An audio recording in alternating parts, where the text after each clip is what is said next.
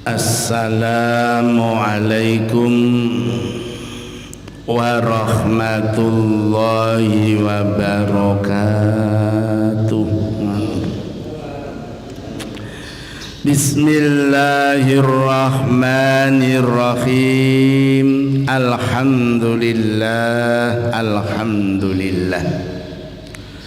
Alhamdulillahilladzi ahyana ba'dama amatana wa ilaihin nusyur. Qala an-nabi az-zakatu qantaratul islam, az-zakatu tuhrul iman. Al-hadis au kama qala. Bapak Ibu jamaah subuh rahimakumullah. Kita ketahui di literatur klasik, kitab-kitab kuning, bahwa sedekah itu terbagi tiga. Sedekah itu terbagi tiga. Yang pertama adalah sedekah wajib, namanya zakat. Yang kedua sedekah sunnah, namanya infak. Dan yang ketiga sedekah jariyah, namanya wakaf atau pahalanya yang mengalir. Pagi ini kita bahas tentang manfaat dan keutamaan sedekah,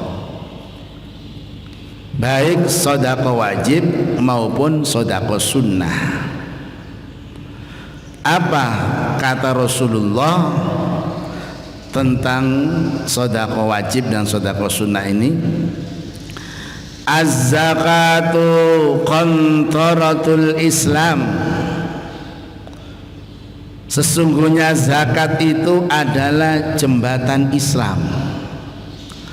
Kalau orang itu ingin Islamnya naik tingkat, harus mengeluarkan zakat. Jadi ada Islam itu, ada Islam KTP, ada Islam warisan, ada Islam ilmu pengetahuan, dan berbagai macam cara orang bisa masuk Islam itu. Silahkan. Tapi supaya Islam ini naik menjadi ihsan, yaitu anta'budallah ka'annaka tarahu fa illam takun tarahu fa innahu yaraka. Sembahlah Allah seakan-akan engkau melihat. Bila engkau tidak melihat Allah, pasti Allah melihat kamu. Nah, supaya Islam itu bisa meningkat ke sana, apa kata Nabi? Az-zakah, keluarkan zakat, baik zakat fitrah maupun zakat mal.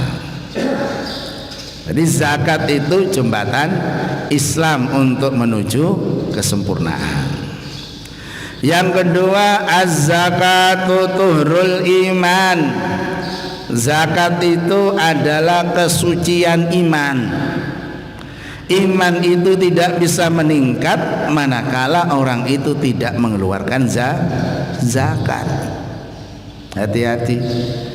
Nah, jadi zakat ini betul-betul kita perhatikan. Mengapa? Karena zakat itu bukan hak kita. Zakat itu bukan hak kita, hak orang lain dititipkan Allah pada kita. Makanya di Quran itu disebutkan wa fi amwalihim haqqul lis-sa'ili wal mahrum. Sesungguhnya di hartamu itu ada hak para pengemis yang minta-minta maupun orang miskin yang tidak minta-minta. Wa fi amwalihim haqqul lis-sa'ili wal mahrum.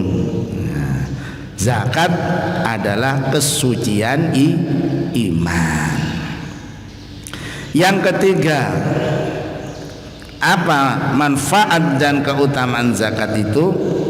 La yaqbalullahul iman illa bizzakah wala imana liman la zakatalah. Allah tidak akan menerima iman melainkan dengan zakat, dan tidak sempurna iman seseorang yang tidak mau mengeluarkan zakat. Nah, ini jadi hubungannya zakat dengan iman itu sangat berhubungan, sangat dekat.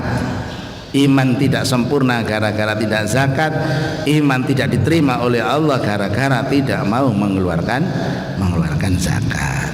Mari kita sempurnakan iman kita dengan memperhatikan zakat, baik zakat fitrah maupun zakat mal. Yang keempat, hadis yang keempat ini mulai masuk ke manfaat yang sesungguhnya. Hasinu amwalakum bizzakati wadawu mardakum bisadaqah wa a'iddu lil bala'id du'a. Kata Nabi, jagalah, bentengilah hartamu dengan zakat. Mari kita cerna baik-baik. Jagalah dan bentengilah hartamu dengan zakat. Jadi bukan dibentengi dengan kunci yang kuat, tapi dengan zakat. Bentengi, jaga hartamu dengan mengeluarkan zakat. Wadawu mardakum bisadaqah. Yang kedua, obatilah penyakitmu dengan sedekah. Nah, ini. Jadi mengobati penyakit itu tidak hanya dengan obat-obat medis.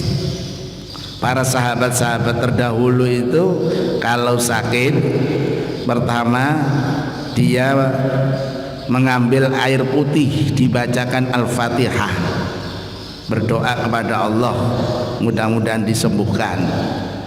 Kalau dia sudah berdoa dengan air putih itu kemudian belum sembuh, hari berikutnya dia kemudian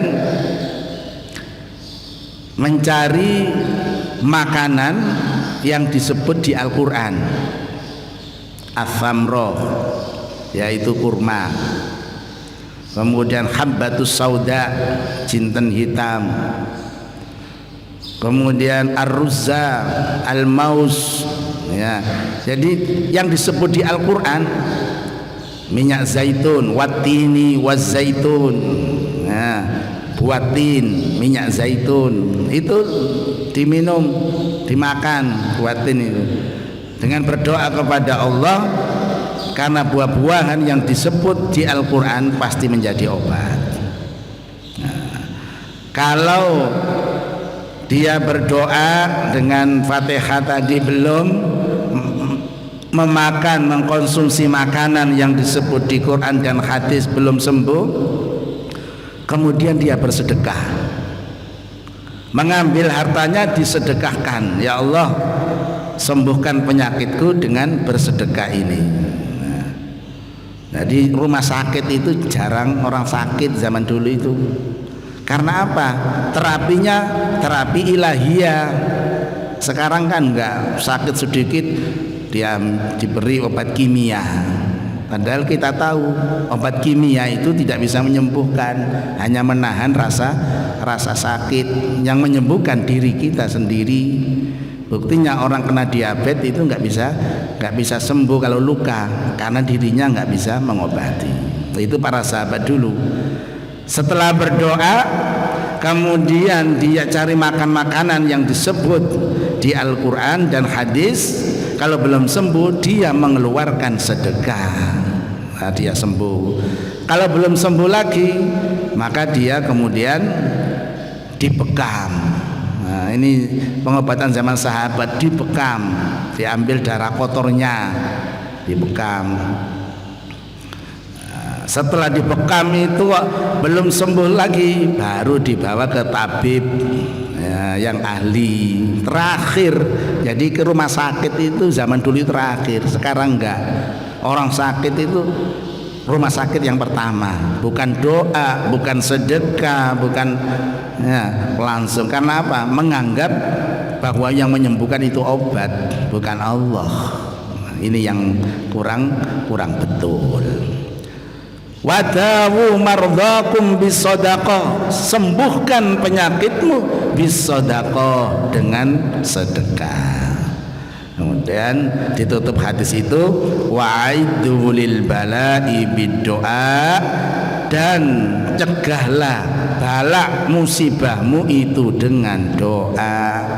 Makanya kita berdoa banyak itu bagus, untuk nalangi kalau ada bala supaya tertahan dengan doa.